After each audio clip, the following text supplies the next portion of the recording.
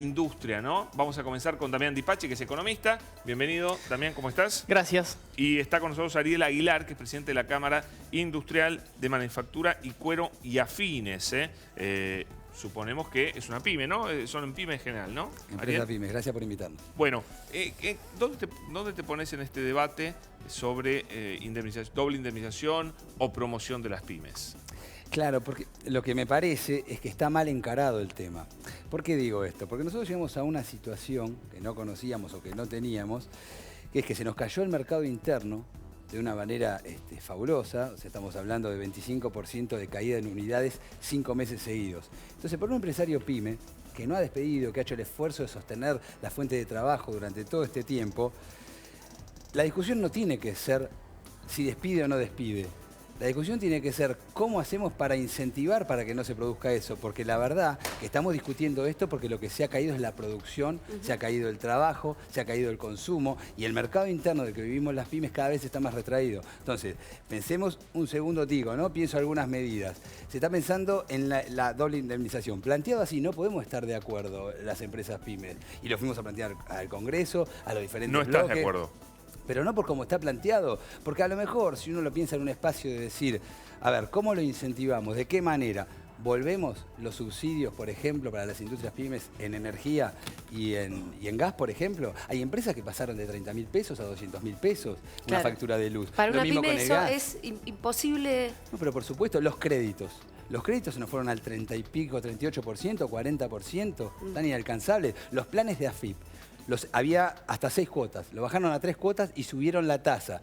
Son todas medidas, todas juntas que se toman hoy, que a lo mejor si pensamos en retrotraer estas medidas para que las pymes durante un año digan vamos a sostener el empleo, porque el gran problema que estamos teniendo sí, es la caída del consumo, la caída del mercado interno. Esto es real, son unidades. Bueno, pero vos estás haciendo un diagnóstico de por qué estamos conversando y hablando y planteando estas posibles medidas para detener el desempleo. No, lo que yo planteo es un diagnóstico. Ahora, que los diputados ¿cuál es la solución? Planteen otro tipo de alternativas para hacer que no estemos... A ver, que una empresa pyme a lo mejor puede decir, bueno, nos comprometemos a no despedir durante un año, aguantar la fuente de trabajo, pero ¿cómo hacemos? Pero Ariel, esa polémica la tenía dentro del Frente Renovador. Yo creo que salieron del laberinto por arriba, estuvieron piolas, porque presentan un proyecto de ley de promoción directamente del empleo en las pymes. ¿Te gusta más eso? No, pero por supuesto, porque lo que nosotros tenemos... Pero hay distintas alternativas. Yo lo primero que haría, analizaría el tema de los subsidios. Porque acá se instaló que está bien sacar los subsidios. No, está bien segmentarlo.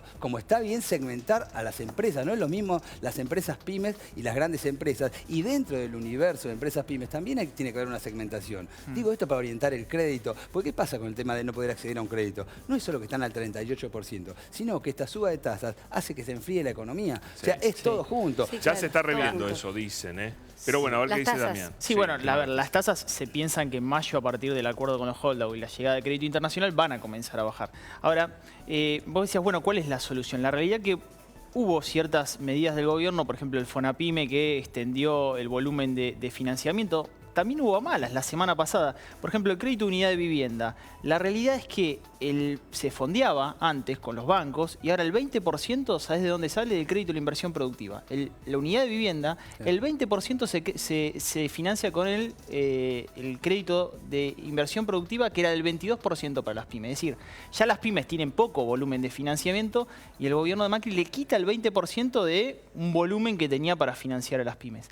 A mí, ¿sabes lo que me preocupa? Es que las pymes en enero y febrero volvieron a caer la inversión. Es decir, no están viendo en el mediano plazo un cambio de escenario para ellos. ¿No cree que se va a recuperar la economía? No sé si no cree que se va a recuperar la economía. Ven muy complicada su propia economía. ¿Y sabes por qué? Porque ese 38% de presión impositiva sobre PBI es muy grande para las pymes. O sea, la presión impositiva hoy respecto al potencial de crecimiento que tiene la economía es muy, muy elevada. Y hay algo importante, se acordó con los holdouts. Llegan los créditos internacionales, a pesar de que se acordó con una tasa alta, 7,16, una tasa alta. Vamos a ver cómo la podemos llegar a bajar esa tasa, ¿no? En el tiempo. Pero sí, para que llegue a la... Para que llegue a la pyme. A la pyme, a otra tasa. A otra tasa, exactamente. ¿Cómo hacemos para bajar el crédito a las pymes? Pero lo importante ahí es ver cuáles son los sectores estratégicos de la economía para justamente, como decía el colega, dinamizar el crecimiento pero en base a un desarrollo. Macri hizo en la campaña un testimonio importante, que habló sobre desarrollismo. El desarrollismo, ¿qué implica el desarrollar una economía? Seleccionar los sectores estratégicos en el cual vos vas a decidir estratégicamente las inversiones. En la etapa de Frondizi, ¿cuál era? Metalmecánica, petroquímica, petróleo, madera. ¿Cuáles van a ser los sectores de la economía argentina que van a desarrollarse en las pymes? ¿Sabes por qué? Porque las pymes representan el 97% del volumen de empresario, el 60% del empleo y el 47% del producto. Mira qué importante. Importantísima zona. Fundamental. Entonces, ya solucionamos un problema. Ahora, veamos a dónde vamos a dirigir. Yo lo que quiero decir es que ojalá este tema se resuelva escuchándolos a ustedes, Ariel, y a los economistas también. Porque los políticos les tengo poca confianza. Tengo una nota del diario Ámbito Financiero, 21 de enero del 2014. 21 de enero del 2014. La tengo acá. ¿Por qué te vas a te la paso 2014 vos. si tenemos un problema No, ahora? es que el problema es muy serio, porque tenemos dos problemas. Tenemos el problema económico y tenemos el problema de los políticos. En el 2014, Sergio Massa propuso justamente una ley para imponer la doble indemnización. Sergio Massa, el mismo que ahora dice, la ley no va, vamos a promover el empleo. Bueno, me parece que aprendió, pero en ese momento, hace 2 años, lo propuso. ¿Y sabés quién estuvo en contra? Héctor Recalde, que estuvo sentado acá el viernes. Lamentablemente esta nota me la mandaron Pero son después. contextos históricos absolutamente diferentes, Pablo. Pero mira no vale que lo dice. que vos estás no, diciendo. sí vale, porque déjame No, terminar y no después son leyes opinás. aplicables en cualquier contexto ¿Sabés por qué? histórico. Me parece que este es un contexto de absoluta emergencia donde tal vez el parche de No es eso lo que critica de la doble indemnización Recalde. puede llegar a frenar un poco los despidos masivos que están aprovechando muchos empresarios ¿Me puedo terminar? por la ola de Pero despidos para- que también se empezó a hacer desde el Estado. No me dejaste terminar. Lo que critica Recalde no es el contexto. Guarda, Julia. Critica No, critica el método. contexto. Dijo, Obvio que prohibir despidos obstaculiza nuevas contrataciones. Más allá del contexto, en cualquier contexto se aplica lo que dijo Recalde. Recalde criticó la metodología. No. La metodología. Yo Por creo que eso, Recalde guarda con los hablaba políticos. en un contexto Hablan de una cosa y después hacen absolutamente otra. distinto del de ahora y no vale que hables así de Criticó la Recalde, herramienta. No, porque ese pero- no se lo dijiste el otro día. Porque el no que lo estaba tenía, acá. porque no lo sabía. La verdad que no lo sabía. Pero Acá pero- está, yo voy a prohibir hacer despidos una- obstaculiza no es, vos es Sí. diario Ámbito Financiero. Criticó la herramienta. no el Estás contexto. hablando de un contexto absolutamente distinto Lo al lamento, que él criticó esa herramienta. Yo imagino que Recalde en ese contexto le parecía que no era buena la herramienta y que en este contexto, No. el otro día te explicó. Las herramientas no, son iguales. No resuelve el contexto. Pero- del Entonces tendría que haber dicho, Pero, no es el Julia- momento para aplicar, no criticar la Julia, herramienta. es que Perdón. políticas, yo quería plantear esto justamente para volver al otro eje, ¿no? El tema justamente es cómo reactivamos este mercado interno para que ni siquiera estemos pensando en esto de achicar planteles. Digo, yo me acuerdo del año 2009, hubo medidas que fue una caída muy fuerte y en ese momento aparecen los repro.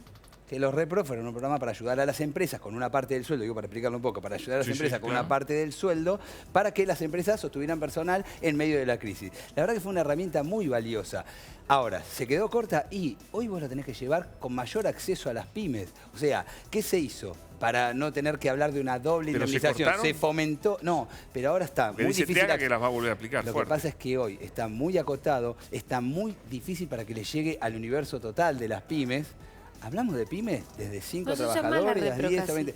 El repro es una herramienta interesante porque es contracíclica, porque es una herramienta en la cual discutimos al revés. Discutimos, che, el Estado está ayudando para sostener la fuente de trabajo y el consumo. Mi pregunta es, ¿se quiere sostener el consumo o se quiere enfriar la economía? Sí, porque esta es la discusión que hay que Bueno. darse. Porque con las tasas en esa altura y con los créditos donde estamos y con los planes de AFIP que se redujeron, a mí me quedan dudas de hacia dónde queremos apuntar, que era un poco lo que decía el colega acá, que Damián. decía eso, ¿no? ¿A dónde apuntamos? Damián, Sí, sí. evidentemente el mercado interno se está enfriando. Sí, se está enfriando. Por decisiones políticas, no porque se enfría solo el mercado interno. Y claramente- Entonces, si se enfría el mercado interno, ¿qué va a pasar con las pymes? Porque si decíamos, vos lo decías Ariel recién, las pymes se sostienen con el mercado interno. Hoy por hoy sí. Ahí, mira, de acuerdo a la CAME, las ventas minoristas en el primer trimestre cayeron 4,2%. ¿Qué pasa entre el 2014 y este año? ¿Hay similitudes? Bueno, hay similitudes respecto de lo que sucedió. ¿Por qué? Porque en el 2014 también se devaluó. En el 2014 también fue a precio. Pero hubo algo que pasó en el 2014 y también en el 2015 que no está pasando en el 2016. ¿Qué pasa? Se devaluó. Fue a precio, pero claramente el salario, las paritarias, iban en torno a esa inflación. ¿Qué está pasando en este momento? Se aumentaron los precios, se devaluó, pero todavía no tenemos acuerdo paritarias. Tenemos precios altos y salarios viejos. Esto es preocupante, porque claramente es recesiva esa medida desde el punto de vista propuesta de planificación entre la tensión puja distributiva entre capital y trabajo. Pero a su vez le sumás 2 medidas ortodoxas más. Alta tasa de interés y baja de la emisión monetaria. Del 43% pasó al 28%, que actúa con rezago. No la vas a ver, Juli, esa medida hoy en el mercado. La vas a ver dentro de 6 meses. A los dos, muchas gracias. Ojalá que los políticos escuchen a las pymes. Es importante escuchar a los protagonistas de la economía, que son ustedes. Muchas gracias. Son ustedes, ¿eh? Bueno.